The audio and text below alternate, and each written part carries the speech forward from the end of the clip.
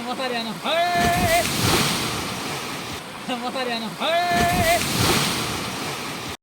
ଲଗାଣ ବର୍ଷାରେ ଭାଙ୍ଗି ଯାଇଛି ଅସ୍ଥାୟୀ ପୋଲ, ତେଣୁ ସେହି ରାସ୍ତାରେ ଯାତାୟାତ ଠପ୍ ହୋଇଯାଇଛି।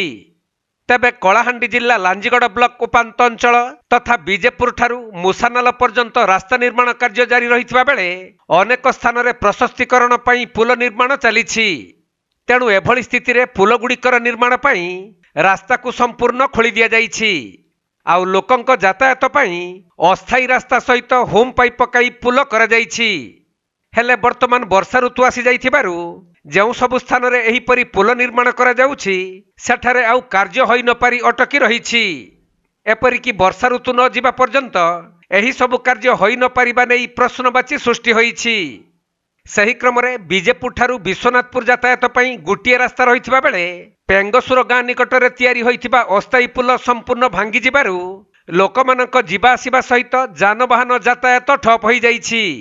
ଏବଂ ଆଗକୁ ଆହୁରି ପ୍ରବଳ ବର୍ଷା ହେବାର ସମ୍ଭାବନା ରହିଥିବା ବେଳେ ଲୋକମାନେ ଯାନବାହନ କିପରି ଚଳାଚଳ କରିବ ସେ ନେଇ ଚିନ୍ତାରେ ପଡ଼ିଛନ୍ତି ଅଞ୍ଚଳବାସୀ।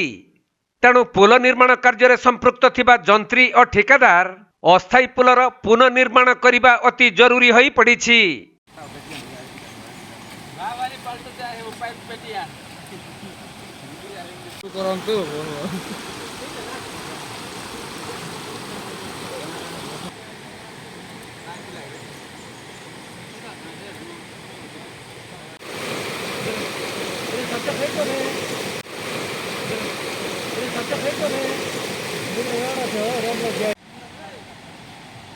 କଳାହାଣ୍ଡି ଜିଲ୍ଲାରୁ ବିରଞ୍ଚି କରୁଆଙ୍କ ରିପୋର୍ଟ, କୋଣାର୍କ ଲାଇଭ୍।